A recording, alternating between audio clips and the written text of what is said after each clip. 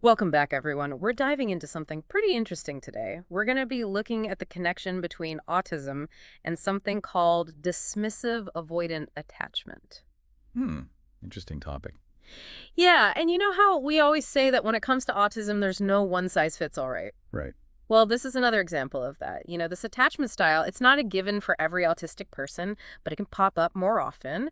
And, it really helps us understand just how complex the autistic experience really is. I think it's important to emphasize that this attachment style, it's not inherent to autism. It's not Yeah. like it's part of the diagnosis. Exactly. Yeah, it's not like it's hardwired or something. Right. It's more about recognizing that there are certain autistic traits, and these traits might increase the likelihood of someone developing this attachment style.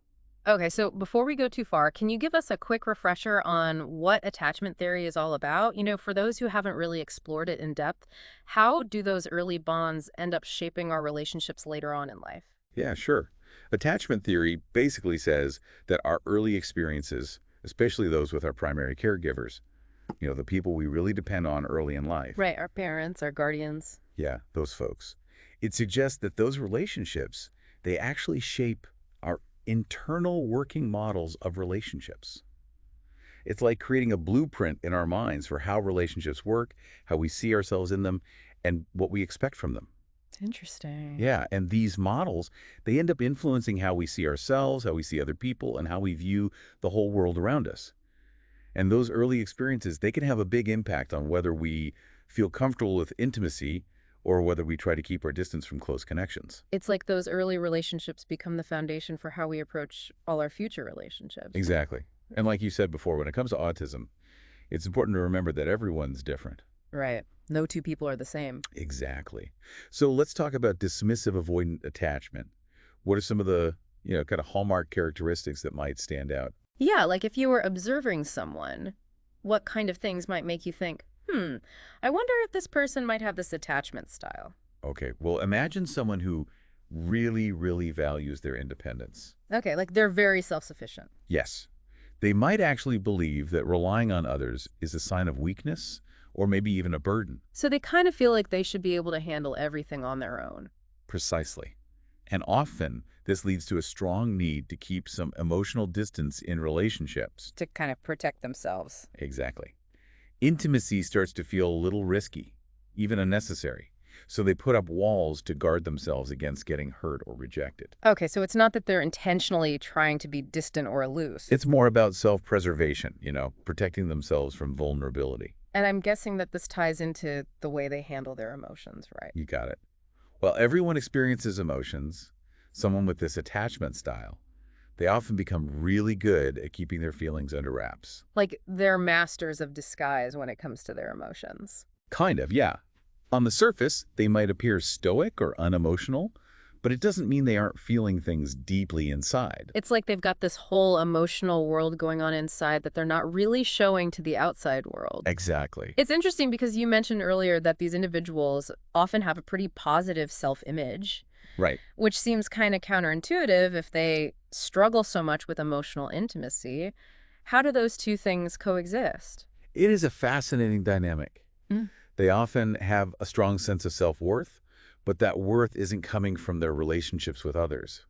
Instead, they find validation in other things they do, maybe their achievements, hobbies, or intellectual pursuits. So they're not really looking to other people for that sense of validation. Right. And, that can be both a good thing and a bad thing. How so? Well, on one hand, it allows them to be very independent and self-sufficient, Mm-hmm. but it can also make it hard for them to truly open up and connect with others on a deeper level. Makes sense. Now let's connect this back to autism. You mentioned that there are certain autistic traits that might make this dismissive-avoidant attachment style more likely to develop. Exactly. Could you break that down for us a bit? Sure. Let's start with the social interaction challenges that many autistic individuals experience. Okay. Imagine trying to learn a dance, but everyone else seems to be improvising the steps. You never quite know what's coming next. That sounds chaotic. It can be. And that's how social situations can often feel for someone on the spectrum. It's unpredictable and confusing. I can see how that would be really overwhelming. Right. And that constant struggle to figure out social cues can lead to feelings of isolation, even anxiety. So withdrawing from those interactions becomes a way to cope. Precisely. And over time, this withdrawal can contribute to a dismissive-avoidant attachment style. It's like a self-protective mechanism in a way. It is. And it's important to remember it's not that they don't want connections, it's that the social world can just feel too overwhelming to navigate comfortably. And we also have to consider how autistic individuals often perceive social norms, right? Absolutely. It's like so many of these social rules are unspoken. They're nuanced. And it's almost like trying to crack a secret code that no one ever gave you the key for. No wonder it can be so frustrating. Exactly. It's like they're constantly playing this game where they don't know all the rules, and everyone else seems to be playing by a different set. I never thought about it that way, but it makes a lot of sense. Right. And this can lead to feeling alienated and frustrated. Relationships can start to feel confusing, pointless, even burdensome, especially if they've had negative experiences before. So it becomes easier to just opt out altogether. Exactly. And then on top of all of that, we can't forget about sensory sensitivities. Right, that's such a big part of the autistic experience. Absolutely. Imagine you're at a party, there are flashing lights, loud music, and tons of conversations happening at once. Sounds kind of like my worst nightmare, honestly. Well, for someone with, say, auditory processing difficulties, this kind of sensory overload can be incredibly intense. Like their system is just overloaded. Right. And so for some autistic individuals, dismissive-avoidant behavior becomes a way to regulate those sensory experiences and protect themselves from getting too overwhelmed. It's not about disliking people, it's about needing to manage their sensory input. Exactly. And then finally, we have to talk about the fear of vulnerability.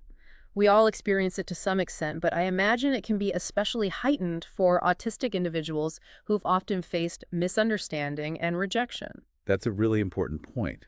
Think about it, they might have been bullied, teased, or excluded because of their differences. It makes you realize that keeping people at a distance can feel like a way to stay safe and avoid further pain. Exactly. It's not about being cold or uncaring. It's a way of protecting themselves in a world that hasn't always been kind or understanding. This is giving me so much to think about. There's just so much more to this dismissive avoidant behavior than meets the eye. It's not just about being distant or aloof.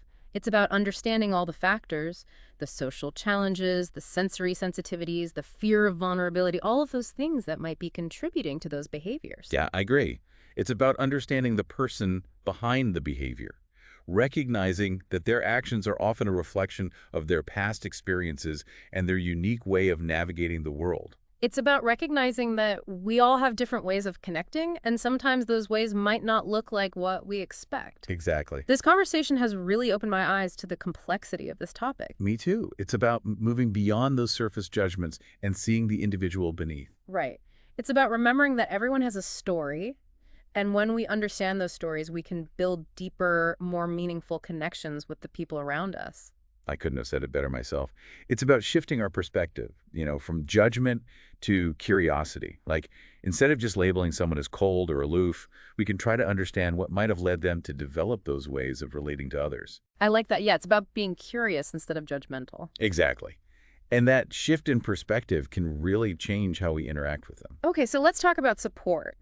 If we're thinking about an autistic person who might be struggling with these dismissive avoidant tendencies, what are some practical strategies that can help? How can we create an environment that feels safe and encourages them to maybe take small steps toward connection? Well, I think one of the most important things is consistency, creating a predictable environment with clear routines. They can go a long way in reducing anxiety and helping them feel more secure.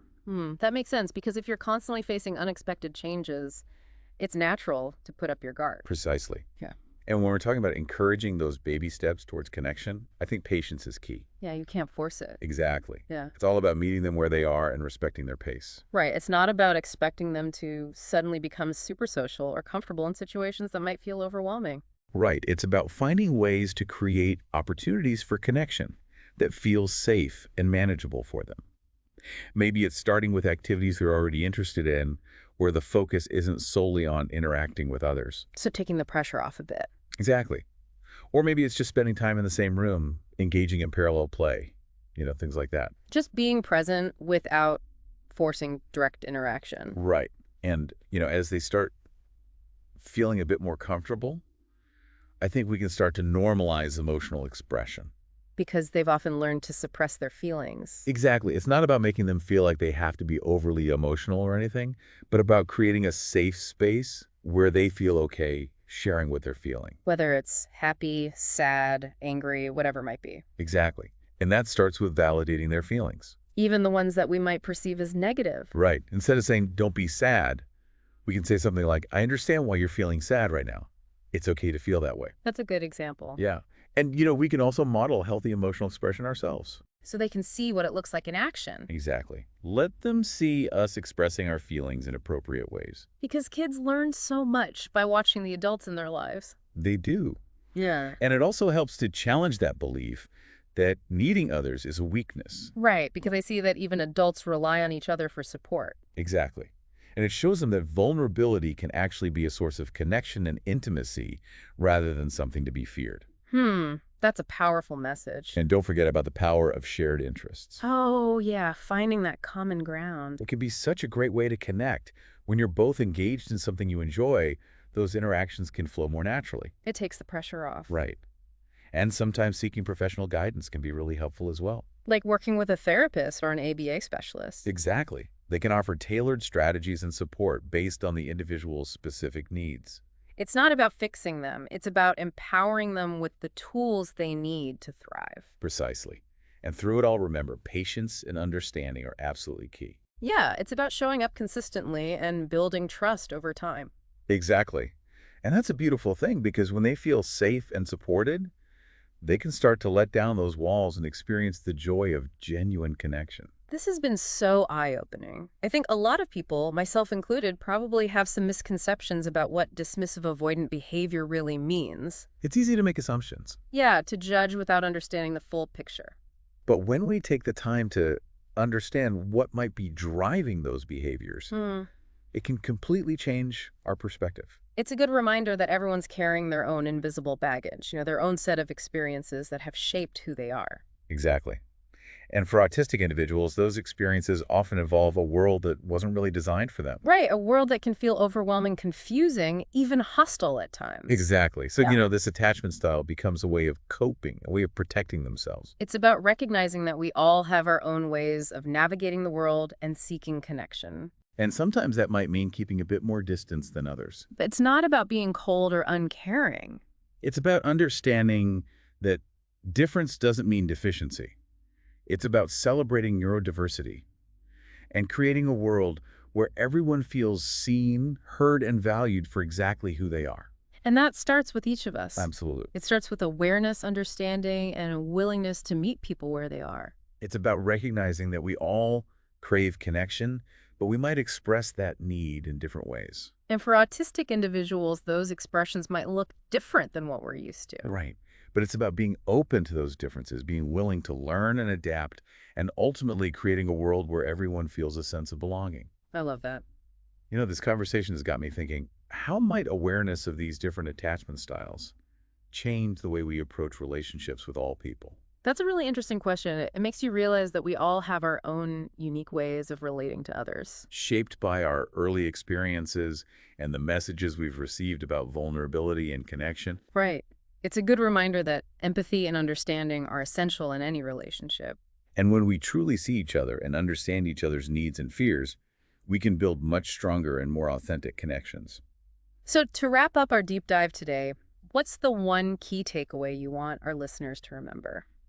Understanding attachment styles helps us see beyond just the surface behaviors and create an environment where autistic individuals can really thrive. Emotionally and socially? Exactly.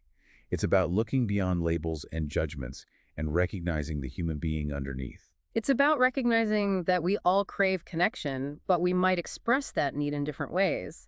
And for autistic individuals, those expressions might look a bit different than what we're used to. Exactly. And it's about being open to those differences, willing to learn and adapt, and creating a world where everyone feels that sense of belonging. Beautifully said. And for our listeners who are eager to dive deeper into this, we've got some incredible resources waiting for you in the episode description. Be sure to check out the Cheap ABA website. They have a wealth of information on autism and attachment styles. Yeah, it's like we're learning a whole new way to understand relationships. And it's not just about romantic relationships either. Right. It goes way beyond that, friendships, family dynamics, like all sorts of connections.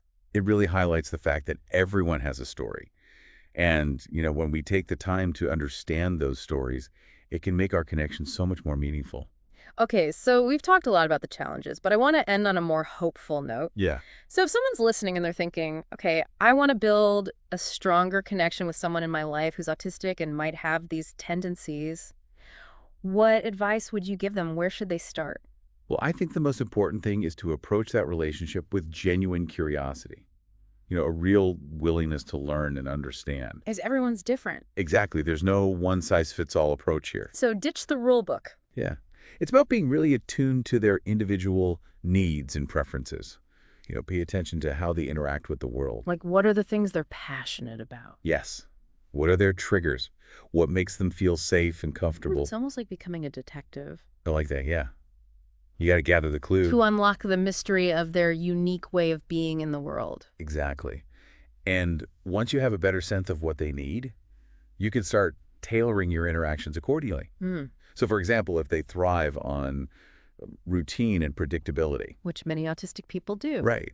Make sure you're communicating really clearly and giving them plenty of notice before any changes to plans. It's about respecting that need for structure. Absolutely. Yeah. And remember, building trust takes time. Especially for someone who might have experienced hurt or letdowns in the past. That's not going to happen overnight. Exactly. Just be patient, be consistent, show up for them, even in small ways. Because even small gestures can make a big difference. They can. It's about showing them that you're someone they can rely on. Someone who's there for them no matter what. Exactly. And as they start to feel safe and understood, you might be surprised by the depth of connection that can develop. So to wrap up our deep dive today, I just want to say thanks to everyone for listening and for going on this journey with us. It's been great talking about this. If you want to learn more about autism and attachment styles, we've got some great resources in the episode description. Be sure to check out the Cheap ABA website. There's tons of great info over there. And until next time, keep asking those questions, keep those minds open, and keep diving deep.